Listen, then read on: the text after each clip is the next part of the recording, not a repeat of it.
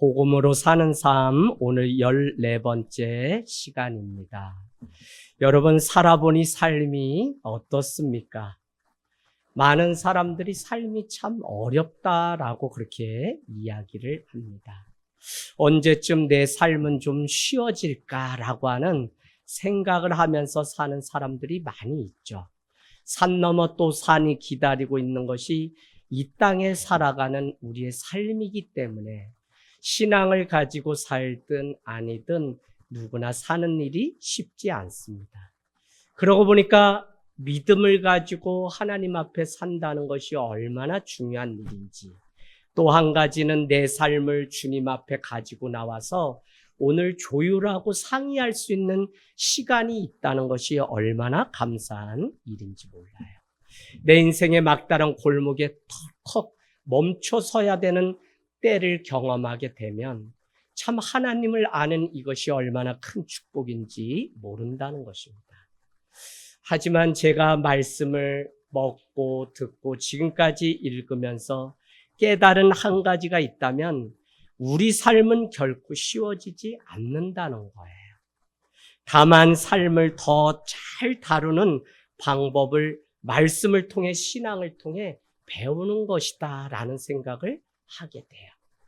여러분, 우리가 말씀으로 내 삶을 조율하고 말씀 가운데 내 삶을 다시 기경하는 이 일을 통해 어떻게 더 지혜로운 삶을 살아갈 수 있는지를 배울 뿐이지 삶은 녹록하지 않고 우리 삶은 늘 연속적인 싸움의 연속이라는 것입니다. 지금까지는 우리는 요나서를 통해서 하나님의 순종이 얼마나 복된 것인지 배웠죠. 하나님의 말씀을 따라 사는 삶이 아니면 그 삶의 무게가 점점 더 늘어난다고 하는 사실을 우리는 알게 되었어요. 그래서 저와 여러분이 오늘도 순종의 제사를 하나님 앞에 드리는 이것이 얼마나 귀한 일인지 모릅니다. 여러분, 송구 영신 예배를 드릴 때 본문이 마태복음 6장이었습니다. 먼저 그의 나라와 의를 구하라. 그리하면 이 모든 것을 너희에게 더하시리라 라고 하는 말씀이었죠. 많은 사람들은 이 말씀의 방점을 이 모든 것을 덤으로 더해 주시는 하나님의 관심이 있기 때문에 그래서 먼저 그의 나라와 의를 구하는 삶을 살아가요. 그러나 거기에 방점을 두면 우리는 잘못 오해하게 돼요. 무슨 이야기냐면 내가 먼저 그의 나라와 의를 구하며 살아간다면 이 모든 것 위에 더해 주시는 하나님의 은혜가 없다고 해도 나는 이미 그 나라와 의를 통해서 내게 주시는 부유함과 평안함을 누리고 살기 때문에 그것으로도 이미 족한 거예요. 여러분, 오늘 이 예배는 나의 육체를 샤워하는 시간이 아니라 복음으로 나의 영혼을 다시 샤워하고 살리는 시간이 되길 원합니다. 그래서 우리가 말씀을 듣는 것에 그치지 않고 말씀에 순종하여 먼저 그의 나라와 의를 구할 때 주님이 이 모든 것을 더하시는 은혜를 경험하게 되기를 원합니다. 사랑하는 여러분, 하나님의 뜻을 쫓는 사람은 늘 손해와 희생이 따른다고 우리는 생각합니다. 그런데 정말 희생과 손해가 내 삶 가운데 있을까를 복음 앞에 나를 철두철미하게 세워보면 고난주간에 우리가 자기를 부인해야 될 것들에 대해서 우리가 나눴지만 또 부인하고 버려야 되는 것이 우리 내면 깊이에 있다는 것입니다. 그 말은 무엇이냐면 나의 소명에 해가 되지 않는 쪽을 포기하는 지혜로운 이기심을 가지고 살아가는 것이지 내가 진정으로 버리고 포기한 삶을 사는 데는 우리가 끊임없는 훈련이 필요해요. 오늘 요나조차도 무엇 때문에 그 인생이 이렇게 뺑뺑이 인생을 살게 되었냐면 자기를 부르신 하나님의 그 소명에 대해서 계속적으로 변명을 늘어놓으며 저들은 구원받을 수 없기 때문에 나는 가지 않습니다라고 하는 자기 주장이 있게 돼요. 여러분, 우리도 정말 모든 것 다 주님께 드렸습니다. 주님, 내 인생 다 주님의 것입니다 라고 고백하면서도 복음 앞에 내 자신을 세워서 면밀히 나를 보면 하나님과 내 자신이 아는데 내가 손해보지 않는 만큼을 택하여 버리고 내가 손해보지 않는 만큼만 취하여 살아가려고 하는 이기심이 우리에게 있다는 거예요. 그거를 우리는 자기 중심성, 내면에 감춰진 자기 무상이라고 말씀을 드렸습니다. 여러분, 이 시대는 그런 면에서 진정한 지혜는 무엇이냐면 포기할 것을 분별하고 용기 있게 버리는 거예요. 그냥 다 포기했다, 나 다 버렸다가 위대한 고백이 아니라 정말 주님이 원하시는 자리까지 기꺼이 포기하고 내어놓을 때 그것이 진정한 주님의 제자의 삶이라는 거예요. 우리가 살아가는 삶의 자리에 도저히 나라면 저렇게 포기할 수 없는데 라고 하는 고백이 있을 때 우리는 진짜 남들뿐만 아니라 하나님 앞에 나를 부인하고 예수 그리스도의 십자가를 지고 사는 것이라는 거죠. 그래서 이 복음 앞에 우리는 요나서를 통해 계속적으로 내 자신을 세우고 또 세우고 보면 부족함이 여전히 내 삶에 보여요.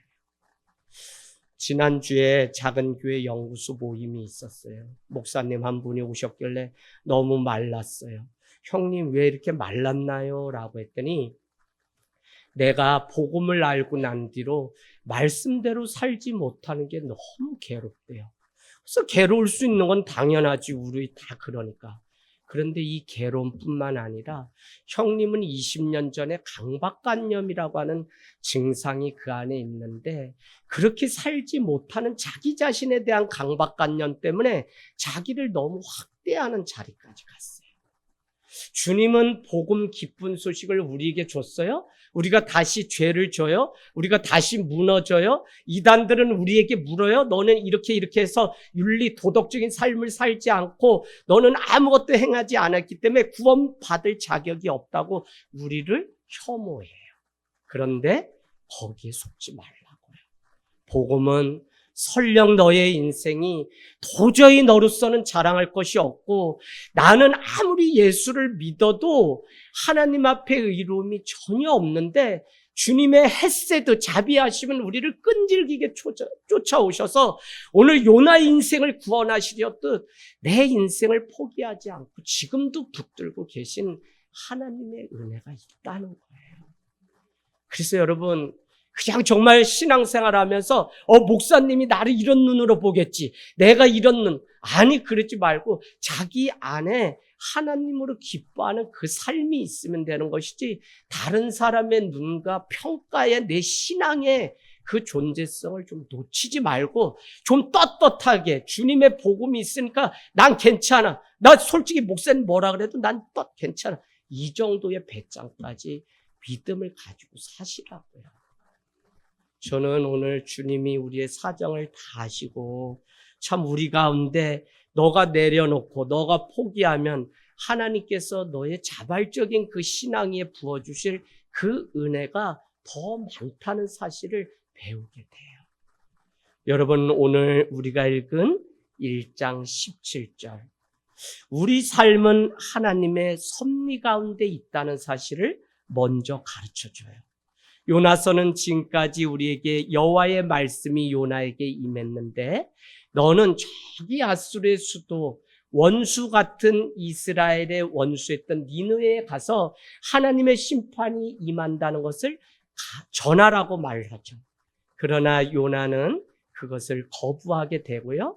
그는 그 니느웨와 정반대인 다시스로 가기로 결단하게 되는데 마침에 유혹, 그 덫이 기다리고 있는데 그게 뭐냐면 지중해라고 하는 요바에 내려가니 다시스로 가는 배가 그곳에 털컥 기다리고 있는 거예요. 그래서 옳거니 하나님이 인도하셨구나 하고 그 배를 올라탔는데 그 순간부터 계속적으로 광풍과 큰 바람이 그 배에 임하게 되죠. 하나님이 거저주시는 그 은혜 대신 그는 1장 4절에 보면 뱃삭을 지불하고 그 배에 올라타고 그 많은 희생을 각오하고 올라탔지만 그 삶의 죽음이 두려워진 겁니다. 여러분, 선장과 이방인이었던 그들은 각자의 신의 이름을 부르며 너도 그래서 제비를 뽑는데 저 배 밑에 잠자고 있던 요나가 원인인 것을 알고 너도 너의 하나님께 가서 빌어봐라, 기도하라고 요청하게 됩니다. 그러나 요나는 아무런 반응이 없게 되죠. 결국은 더 거센 광풍이 불게 되고 그때 선장과 사공들은 육지에 이 배를 대기 위해서 어떻게 했다고요? 더 열심히 자기 열심으로 노를 저었지만 배는 난파선이 되고 말아요. 그런데 우리는 지난주에 무엇을 배웠냐면 바로 그때 요나의 몸에 물 한 방울 닿지 않도록 하나님은 물고기를 통해서 요나를 가슴에 품으셨다는 사실을 우리가 보게 되었어요. 근데 오늘 1장 17절은 가장 중요한 단어가 뭐냐면 큰 물고기를 예비하사 정하사라고 하는 단어가 나옵니다.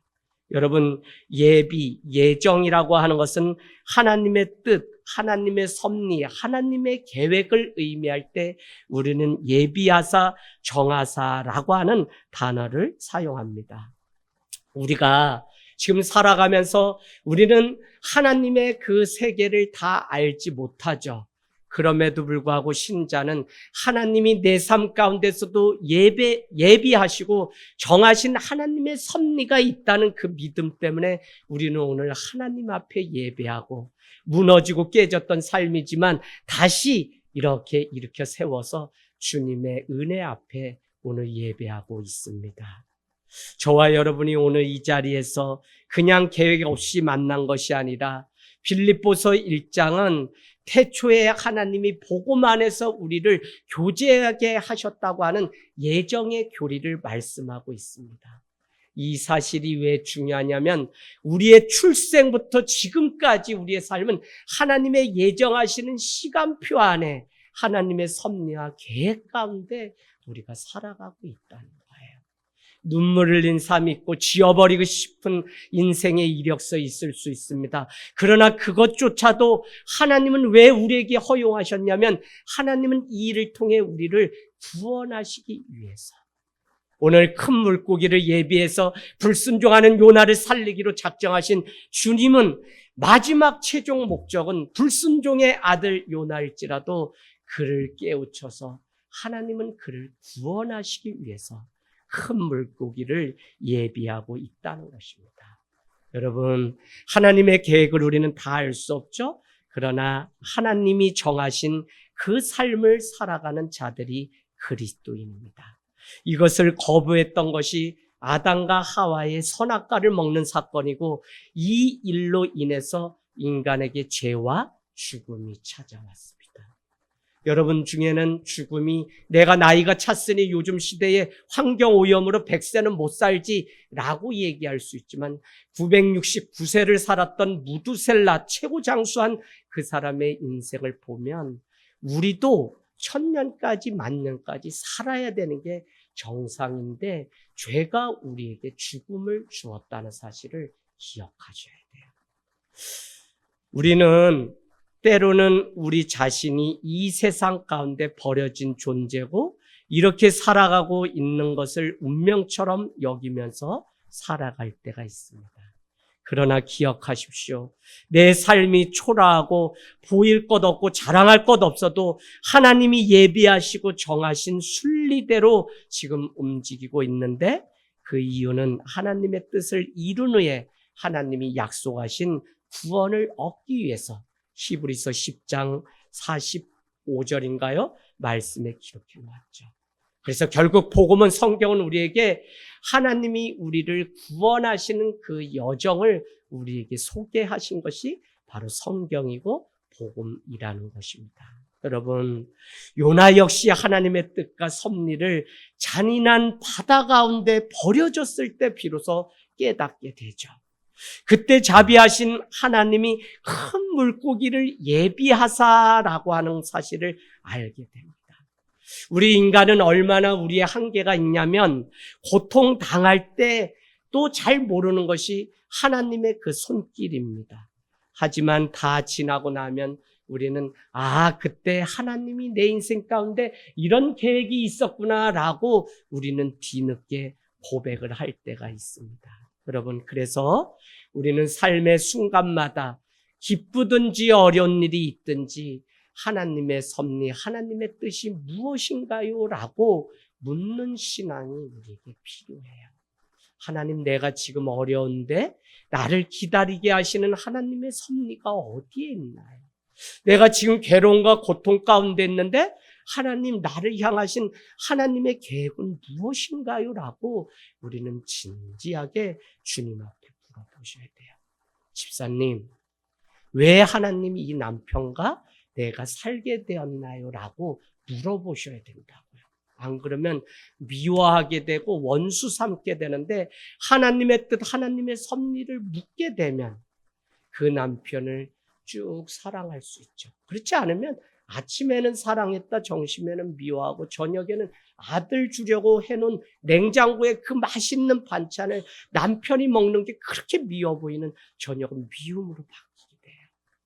그래서 여러분, 우리는 늘 하나님의 섭리를 물으면서 살아가는 인생이 되어야 됩니다. 오늘도 아무런 희망을 가질 수 없도록 하나님은 세상의 가장 밑바닥에, 6절 말씀은 여러분 꼭 표시해 놓으세요. 산의 뿌리가 어디요? 바닥 깊은 곳에 산의 뿌리가 위로 이렇게 자라 남같이 거기까지 오늘 요나의 인생을 완전히 밑바닥까지 내려가게 하셨다는 거예요. 요나가 지금 살아있는 것 같지만 얼마나 오래 버틸 수 있는지 우리는 알 수 없습니다. 하나님이 구원해 주시지 않으면 물고기 뱃속이라도 잠깐 숨을 돌리는 상황에 불과하지 영원한 도피처가 될 수가 없어요. 오늘 요나는 계속해서 내려가는 인생을 삽니다. 욥바로 내려가게 되죠. 배를 타기 위해 내려가게 되죠. 큰 광풍 속에 그는 깊은 잠이 들어 배의 가장 밑층에 내려가 잠을 자게 됩니다. 바다 가장 아래로 내려가 이제는 수울, 오늘 큰 물고기의 뱃속까지 내려가 잠이 들었습니다. 그런데 하나님의 계획은 요나가 완전히 바다까지 내려갈 때까지 그를 구출해 주지 않았다는 거예요. 자신의 결함을 알지 못하는 요나였죠. 한 번도 하나님을 알고 말씀을 알지만 그 자신이 말씀 가운데 하나님의 사랑 가운데 그 자신이 죄인이었음을 알지 못하는 요나의 모습을 통해 나는 그저 출신이 이스라엘 사람이라는 것만으로 구원 얻을 수 있다는 너무 단순한 그의 믿음이 깨지기 전까지 하나님은 구출하지 않았어요. 그러고 보니까 제가 지금까지 살아온 삶도 새롭게 하소서 3일을 주지 않으면 저는 출현할 수 없습니다. 어떻게 그 많은 이야기를 아무리 편집한다 그래도 그냥 30분, 40분 만에 제 살아온 53년의 삶을 다 녹여낼 수 있을까요? 평범하지 않은 삶이었는데 죽음을 겪었고, 죽음도 여러분 그냥 죽음이 아니죠. 강원도 인제 입대하는 날 서울 불바다를 만든다고 하는데 그것도 두렵지만 사실 인제 그곳에 산불이, 저기 북한에서 낸 산불을, 의도적으로 낸 산불을 끄냐고 지뢰가 터지는 그곳 가운데 그냥 방탄복을 입고 불을 한 달 동안 끄면서, 그리고는 저녁 앞두고 강릉 잠수함 사건이 터져 그곳에 실탄 200발과 수류탄을 가지고 가서 한 달 이상을 총격전을 벌이다 동료 병사를, 워낙 맷집이 있으니까 그러지 전쟁 트라우마라는 거를 넉 달 동안 전쟁을 꿈을 시달리고 보니까 진짜 트라우마가 있구나. 그러고 보니까 이 산다는 게 남다르고요. 산다는 게 얼마나 이 호흡이, 욥의 고백이 인생 한 호흡이라는 고백이 그렇게 마음에 와닿아요. 아무리 자랑하고 아무리 내가 능력이 있어도 이 한 호흡이 끊어지면 아무것도 아닌 것이 우리의 인생이기에 영원을 준비해야 되는 것임을 깨닫게 돼요. 사랑하는 여러분, 오늘 가장 인생의 밑바닥 가운데서 다시 우리를 빚어가시는 하나님, 그의 완전한 실패가 나의 결함과 나의 죄성 때문에 일어난 일임을 보게 될 때 하나님의 구원은 비로소 시작된다고요. 그래서 에베소서는 우리에게 긍휼이 많으신 하나님이 구원하시기로 작정하시고 그 구원의 방법은 우리가 아니라 자랑치 못하게 하시려고 하나님의 은혜로 하나님이 우리의 연약한 그 믿음으로 말미암아 구원해 주셨다고 말씀하고요. 구원해 주신 이유는 하나님의 영광을 세상 가운데 드러내게 하시려고 나 같은 자를 구원해 주셨다고 말씀하고 있습니다. 여러분, 오늘 우리가 구약을 통해 가장 잘 아는 야곱의 인생을 아실 거예요. 에서 형을 배신하고 그날부터 그는 도망자의 신세가 됐는데 어머니의 소원대로 삼촌 라반의 집으로 도망을 가게 되죠. 밧단 아람이라고 하는 곳은 그가 살던 곳으로부터 70km가 떨어진 그곳으로 도망을 가게 됩니다. 그러나 그곳에서도 삼촌 라반으로부터 자기와 결혼할 라헬, 그 여인을 주기까지는 20년 이상의 어려운 과정들을 부당한 대우를 받게 되면서 그는 혈육이었던 에서 형이 생각나게 돼요. 형 에서는 지금 400명의 군사를 이끌고 오게 됩니다. 어느 날 삼촌의 집에서 탈출하게 된 야곱의 인생은 야복강에 가게 되고 야복강 강나루 건너편에 아내와 짐승과 그 가족들, 종들을 다 남겨놓고 본인만 홀로 야복강에 가서 하나님과 밤새 기도하며 싸워 겨루게 되죠. 그래서 분이엘이라고 하는 것은 무엇이었죠? 하나님과 겨루어 싸워 이겼다라고 하는. 그 싸움은 어디까지요? 이 뒤에 골반 뒤에 있는 환도뼈가 부러질 때까지 하나님 나에게 담대함 주시고 형의 얼굴이 하나님의 얼굴로 보일 때까지 저에게 담대함 주십시오. 결국 그 형 에서를 맞닥뜨릴 때 그는 이렇게 고백합니다. 형님의 얼굴을 보니 하나님의 얼굴을 본 것 같습니다. 그때 용서와 화해가 그 자리에 있게 되죠. 여러분, 인생의 가장 어려운 그 한계를 봉착하고 나의 아무것도 아님을 알게 될 때 우리는 그때 비로소 하나님과 대면을 하게 되고 하나님이 내 인생의 전부임을 고백하는 은혜를 누리게 됩니다. 철저하게 빈손이 되고 자신에게 능력이 없다고 하는 사실을 알게 될 때 하나님의 얼굴이 드디어 보이기 시작했다는 거예요. 여러분의 자랑은 무엇이죠? 아직 스스로 살 만한 힘이 있다고 간증하고 있나요? 아직도 내가 의지할 것을 많이 준비해 놓았다고 그렇게 이야기하고 있나요? 복음은 우리에게는 자랑할 것이 하나도 없다고 말씀합니다. 심지어 하나님이 우리를 위해서 어떻게 하셨는지를 말씀할 뿐 내가 내 인생의 미래 나의 구원을 위해서는 어떤 것도 기록해 놓지 않았다는 거예요. 그래서 구원은 에베소서를 읽어보면 하나님의 전적인 선물이라는 거예요. 선물은 내가 원해서 내가 노력해서 주는 것이 아니라 제3자인 누군가가 나를 사랑하는 마음으로 주었기 때문에 이 하나님의 구원을 선물로 주셨다면 우리는 그것이 맞고 틀리고의 문제가 아니라 그냥 기쁨으로 나 같은 자에게 베푼 하나님의 이 호의, 구원을 받아 누리는 그것이 바로 진정한 믿음이죠.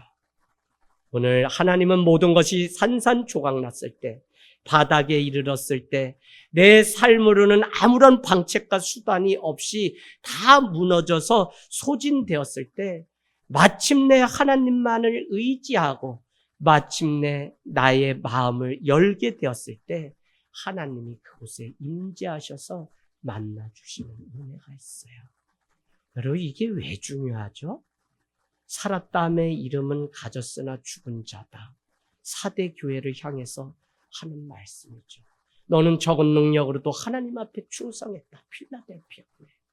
여러분 하나님을 안다, 하나님의 이름을 부른다 보다 더 중요한 것은 예수님을 믿는다보다 더 중요한 것은 내가 날마다 예수님과 동행하는 삶을 사는 거예요. 안다, 내가 믿는다는 알지만 믿지만 그분과 동행하지 않으면 우리는 죽은 믿음을 가지고 살아가요.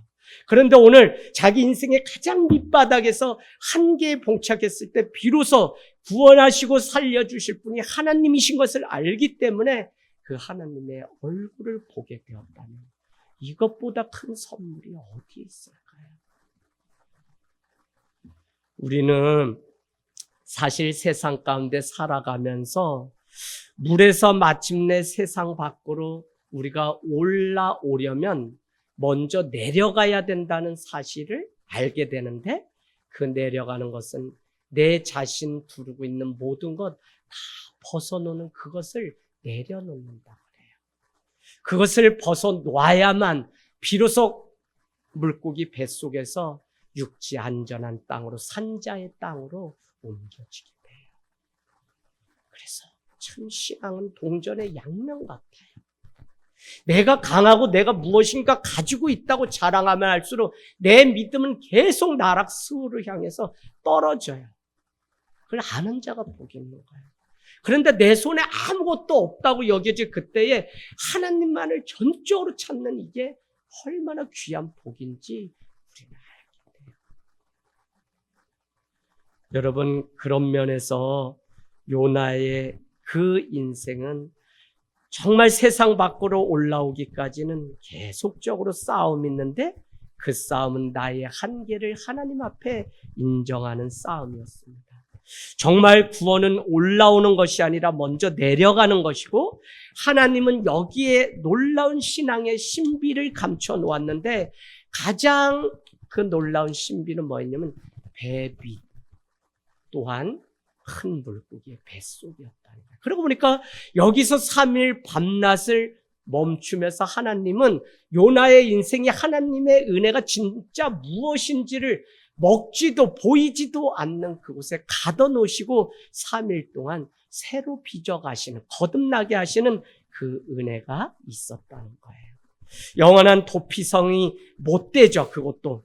그렇기 때문에 우리는 다시 하나님의 안전한 도피성으로 가야 되는데 그런 면에서 요나의 변화는 그냥 단지 바닥에 내려가서 거했기 때문에 있는 것이 아니라 그곳에서 하나님을 만나는 기도가 있었다는 거예요. 기도를 하기 시작하자 모든 바람, 광풍 다 멈추기 시작했습니다. 오로지 하나님 앞에 홀로 남겨진 자기 자신을 보기 시작할 때 비로소 하나님의 헤세드, 자비하심, 인자하심, 끝없는 그 사랑이 보이기 시작했고 기도가 다 맞춰졌을 때 하나님의 자비를 선포하게 될 때 그는 비로소 산자의 땅 육지로 옮겨지는 은혜를 경험하게 돼요. 우리 공동체 산불, 어떤 이는 팔이 부러지고 어떤 수술하고 어떤 이는 또 빚에 허덕이고 여러분 이 많은 상황들을 우리가 다 겪고 그 종합판이 교회 안에서 있어요. 그러니까 교회는 뭐죠? 각종 병든 자들이 모이는 것이에요. 베데스다 연못이라고 할 때 베데스다는 뭐죠? 벳은 집이고 은혜의 집이라고 하는 뜻이잖아요. 근데 왜 은혜의 집에 각종 병든 자가 있냐고요.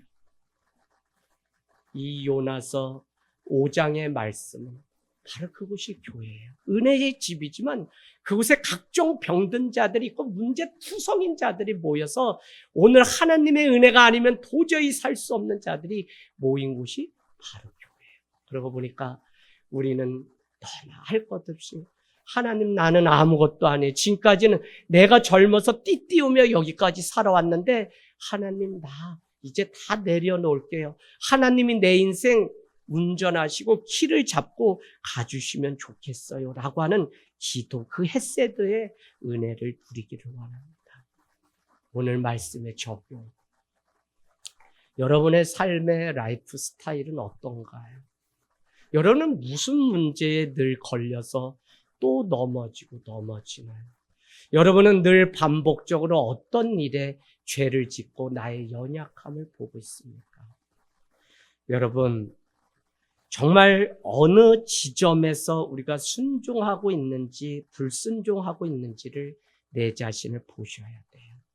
적당히 다 포기하고 버렸다고 하는 그것으로는 우리의 삶이 점점 더 큰 짐을 가지고 간다고 서두에 말씀을 드렸어요. 지금 괴로운 나의 삶의 원인이 어디에 있는지 보셔야 돼요. 나의 삶에 놓인 자기 부인을 여전히 하지 않고 환경만 탓하고 있다면 방법은 없어요. 하나님은 분명히 자비의 하나님이시거든요. 그런데 마태복음 16장은 너가 땅에서 매면 하늘에서도 매일 것이요 땅에서 풀면 하늘에서도 풀 것이라고 우리에게 말씀했어요. 이 말씀이 왜 중요하냐면 여러분, 하나님이 아무리 사랑이 많으시고 능력이 많아도 내가 이 땅 가운데서 용서하지 않기로 매듭을 지면 하나님도 용서할 수가 없어요. 그래서 오늘 거듭 말씀드리지만 내 삶을 정말 사랑하고 아낀다면 내 삶을 위해서 하나님 앞에 진실되고 독대하셔야 돼요. 너가 이웃을 세족식 후에 사랑하라고 하는데 전제가 있죠?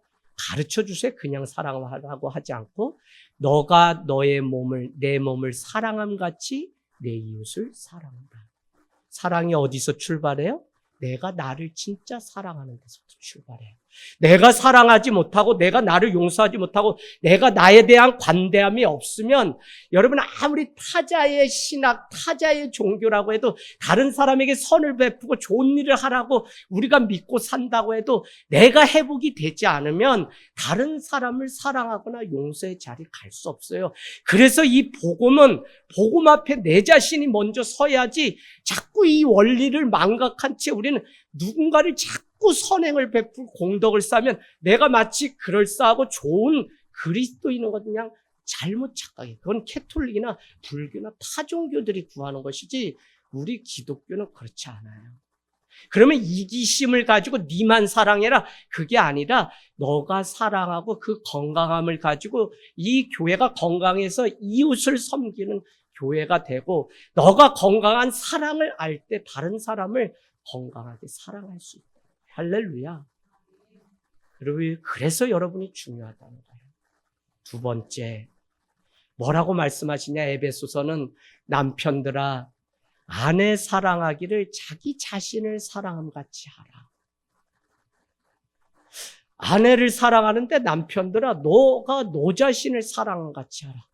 결국 여러분 남편들이 아내를 사랑하는 출발점은 내가 나를 존귀 여기고 내가 나를 귀 여길 때 아내도 존귀, 아내도 귀 여길 수 있는 것이지 이 원리를 알지 못하기 때문에 가정이 어려워요. 그래서 여러분 정말 복음 가운데 회복되고 복음의 참 의미를 알아서 나로부터 하나님의 그 은혜가 세상 가운데로 흘러가는 인생이 되기를 원합니다. 제 말씀을 마치려고 하는데요. 요나는 밤낮 3일 물고기 뱃속에서 2장 1절 비로소 하나님을 찾게 됩니다. 2장 1절 요나가 물고기 뱃속에서 그의 하나님 여호와께 기도하여 이르되 비로소 나라는 존재를 알게 됐대 그는 하나님을 찾았어요. 목사님, 우리 애가 믿음이 없는 것 같아요. 성령님의 도우심이 필요해요. 그런데 원리는 무엇이냐면 비로소 자기의 철없고 아무것도 없는 꼬락서니를 봐야만 그런데도 엄마가 입혀주고 재워주고 너를 딸이라고 부르고 아들이라고 부르는 이 사실을 알아야만 진정한 사랑의 의미를 알아야만 자기 자신도 사랑하고 하나님을 믿게 돼요. 요거 모르기 때문에 참 깝깝한 시대에 살아가요. 왜? 다 주니까 사랑인 줄 아는데 어느 날 주지 않으면 사랑이 변했다고 생각하기 때문에 여기에 문제가 있어요. 여러분, 요나의 인생은 하나님이 다 주시지 않았어요. 너는 반드시 가기 싫은 그곳에 가야만 하나님의 뜻이 섭리가 이루어지기 때문에 하나님은 요나의 그 의지를 꺾기 위해서 오늘 뺑뺑이를 돌리는 이것을 보면 이게 사랑이라는 사실을 누가 알겠어요? 모든 사람을 호령하고 주께로 인도하던 선지자, 그의 아무것도 없음이 드러나자 비로소 하나님을 독대하고 하나님 앞에 기도하게 됩니다. 하나님의 존재를 처음 인정하게 됩니다. 그 인생 가운데 하나님이 임재하시게 됩니다. 그런데 이제부터 중요한 것은 무엇이냐면 하나님의 임재를 경험했다면 그 다음은 순종이 반드시 있어야 돼요. 여러분, 하나님의 말씀이 내 삶 가운데 들렸다면 그 다음에는 반드시 순종이 있어야지 요나서 4장을 뛰어넘는 인생을 쓸 수가 있어요. 여러분, 오늘 예배를 드렸어요. 그러나 예배 드린 것으로 끝나지 않고 순종함의 제사를 드려야만 우리는 승리할 수 있어요. 근데 여러분, 오늘 이 시간에만 예배고 나머지는 내 마음대로 다 띠띠어서 사니까 여기에서 문제가 있는 거예요. 빨리 하나님 앞에 정한 마음 가지고 어떻게 살아갈지를 오늘 이 시간 결단하기를 원합니다. 2절 말씀, 내가 받는 고난으로 표시해 놓으세요. 고난으로 말미암아 여호와께 불러 아뢰었더니, 첫 기도는 아뢰었더니, 두 번째 주께서 내게 응답하셨는데, 세 번째 내가 두 번째 또 기도하죠. 수울, 큰 물고기 뱃속에서 이번에는 죽게 되어서 부르짖었다는 거예요. 부르짖었다. 주께서 내 음성을 또 들으셨다는 것입니다. 오늘 내가 할 수 없음을 인정할 때 비로소 하나님을 찾기 시작하죠. 우리는 내 힘으로 할 수 있는 것이 너무 많아요. 오늘도 우리가 정말 가진 것이 없고 누군가처럼 누릴 것이 하나도 없다면 그 사람이 하나님의 도우심을 구하지 않을까요? 붙잡을 것이 너무 많은 세상이 문제고요. 다 붙잡을 수 있도록 주는 부모의 그 삶이 문제예요, 여러분. 그래서 이제는 분별하여 붙잡아야 할 것을 붙잡는 분별력, 영적 분별력을 자녀들에게 가르치고 키우지 않으면 자녀들은 이 자리에 하나님의 구원에 따라갈 자가 없어요. 다 그냥 세상께 더 우선이지. 왜? 그것은 등수를 매겨요. 그것은 누가 더 했는지 자꾸 비교하기 시작해요. 그런데 세상이 평가는 보여지는 바깥 겉껍데기가 아니라 나의 내면에 계신 하나님으로, 사람들이 평가하는 차가 뭐고 아파트 몇 평에 살고 이게 아니라 내 안에 계신 예수 그리스도로 내가 충만한 삶을 사는 그것이 진정한 나라는 사실을 알게 되면 여러분, 다른 사람의 그 눈은 더 이상 중요하지 않죠. 하나님을 만나고 하나님을 찾고 내가 다 죽게 되었다고 인정하고 하나님 나 좀 살려주세요 부르짖을 때 하나님의 응답을 듣고 안 듣고가 중요한 것이지 다른 게 아니죠. 만약 여러분 오늘 이 자리에 오기까지 고민하고 또 고민했다면 여러분 여전히 세상의 것과 붙잡아야 될 것, 붙잡지 말아야 될 것. 초대교회가 왜 위대했냐면 영원하지 않은 것이 무엇인지 알았기 때문에, 영원한 하나님을 알았기 때문에 그들은 영원한 것을 얻기 위해 영원하지 않은 것을 기꺼이 포기했어요. 자기 삶의 자리를 들고 영원하신 하나님의 자리에 날마다 모이기를 힘썼던 자들이 바로 초대교회예요. 여러분, 교회 오면 먼저 뭐 하죠? 저희 교회는 처음이라 제가 여기까지 다 기도하죠. 우리 막 수다 떠는 것보다. 여러분, 이 교회 하루에 지나갈 때 뭐 하죠? 와서 늘 만민이 기도하는 집에 기도해요. 기도 내가 있는 자리에 아무 데서나 하죠.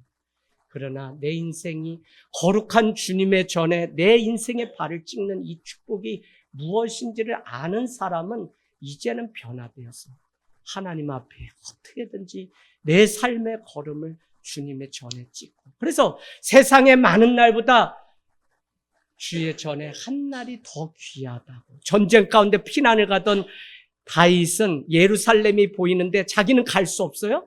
저기 멀리 건너편 그 산에서 예루살렘을 향해서 고백합니다. 세상의 많은 날보다 주님의 전에 한 날이 더 귀하다. 여러분, 그냥 모양으로만 신앙생활이 아니라 정말 하나님 앞에 여러분이 기뻐하는 게 무엇인가요? 그래, 나이 먹어요. 지쳐요. 그래요, 나이 먹어요. 이제는 다른 사람이 하기를 바라요. 그런데 주님은 힘에 지나도록 죽을 때까지 우리를 그렇게 살라는 거예요. 그래서 여러분 나이 얘기하지 마세요. 나이 얘기하는 거는 정말 이제는 목사님 나이 이해해 주세요. 나 이제 세상적으로 막 나갈 거야 라고 그냥 선포하는 거랑 똑같은 거야. 그래서 청춘교회라고 이름을 지어놨는데 아니 전에 실버교회 때보다 우리 청춘교회가 더 그냥 청춘이 아닌 것 같아서 어떨 때 마음 아파요. 예배, 하나님의 은혜 이걸 우리가 여태까지 80년, 90년 살아왔는데 어떻게든지 하나님 앞에 내 삶을 다 쏟아붓고 관제가 되기 위해서 살아가는 그 삶. 이게 있어요. 그러니까 여러분은 또 우리 어르신, 부모 세대를 따라서 또 그렇게 살아가고 그러다 보면 우리 아이들이 또 그렇게 살아가는 그런 교회. 아무리 세상 큰 교회 가서 제가 설 자리가 있고 많은 자리가 있고 큰 교회에서 청빙이 오지만 한 번도 거기에 탐심을 갖거나 욕심하거나 부러워해 본 적이 없어요. 오늘도 본래 내 자리로 오니까 몇천 명 앞에 가서 집회하고 뭐 하다가 오산에 그냥 떠버 그냥 기차 타고 내려오면 학고방집에 들어가서 그냥 또 자죠? 그러면 그냥 여기가 나인데는 초막이나 궁궐이나 주님이 주신 가장 기뻐하는 천국이지 뭐가 아니에요. 오늘도 삑삑 소리가 뻥 나는데 아이 우리 교회는 뭐 방송 시스템이 뭐 좀 어떻게 되면 더 좋겠는데 그래도 제가 목소리가 좋아서 그런지 아니 아주 좋아요. 그냥 뭐 목사님 꼭 얘기를 끝까지 들어봐야지 뭔 얘기하는지 그래요. 제가 화법이 내 자랑이야 내 자랑 집사님. 내 목소리가 좋아서 음향 시스템 탓하지 말고 하나님의 은혜 가운데 우리가 나아가기를 원합니다. 내가 할 수 없다고 인정하는 그 자리에 하나님은 하나님의 일들을 이루세요. 2장 3절 주께서 나를 깊음 속 바다 가운데 던지셨다라고 인정해요. 이 말은 하나님이 나의 불순종을 심판하셔서 내가 이렇게 되었다라는 것이죠. 저는 복음이 주는 소망이 여기에 있다고 봐요. 내가 열심히 살고 내가 뭘 잘하니까 그래 살만하지. 목사님 저 살만해요. 우리 집 살만해요. 이것 자랑하면 거기에는 소망이 없고요. 하나님 나는 하나님이 도우시지 않으면 아무것도 우리 아이가 하나님이 도우시지 않으면 아무 소망이 없습니다. 저 믿음도 안 하고 풀풀 자는 요나와 같은 저놈의 새끼. 그런데 하나님이 도와주시면 저 아들이 일어섭니다. 이 고백이 진짜 믿음이라고요. 여러분 뭐 우리 아들들 이야기 늘 해요. 저도 우리 아들들 믿어주지만 늘 불안한 건 똑같아요. 여러분이나 저나. 목사님 자녀들이 나쁜 놈 되면 크게 나쁜 놈 되는 걸 제가 너무 많이 봤어요. 그래서 이놈아 예수를 믿고 목사님 아들이라고 구원받는 거 아니다. 이제는 니네가 니네 믿음. 늘 부탁해. 아빠랑 같이 있을 때 좋은 거지. 뭐 교회 가자 뭐 하자 이것도 이제는 아빠도 안 한다 이놈아. 용아야 아빠 엄마 어버이 주일 이제 가까이 오는데 준비는 하고 있니? 지난밤에 진지하게 물어봤어요. 답이 없어요. 용연이만 남아있게. 용연아 형이랑 이번 주는 5월달이 곧 오니 준비 좀 하렴. 그랬더니 아빠가 달라 그러니까 좀 뻘쭘하니까 어떻게 해요? 아빠는 괜찮은데 엄마는 아들을 너무 믿고 사랑해서 뭐가 없으면 엄마는 되게 서운해한다 아들아. 아빠는 안 줘도 돼. 근데 엄마는 생일이랑 꼭 챙겨주면 좋겠어. 사정하면서 이렇게 살아요. 그래도 이 아들이 어느 날 뻑뻑 눈을 뜨고 그래도 쓸만한 고백을 하면 하나님이 그래도 그 안에 계시구나 하는 것들을 보게 돼요. 여러분 여호와는 견고한 망대입니다. 의인이 그리로 나아갈 때만 안전함을 누릴 수 있습니다. 이 한 주도 내 인생 밑바닥 낮춰주고 그냥 한계를 보아도 하나님의 섭리 예정하심을 믿고 나가는 저와 여러분이 되기를 원합니다. 아멘.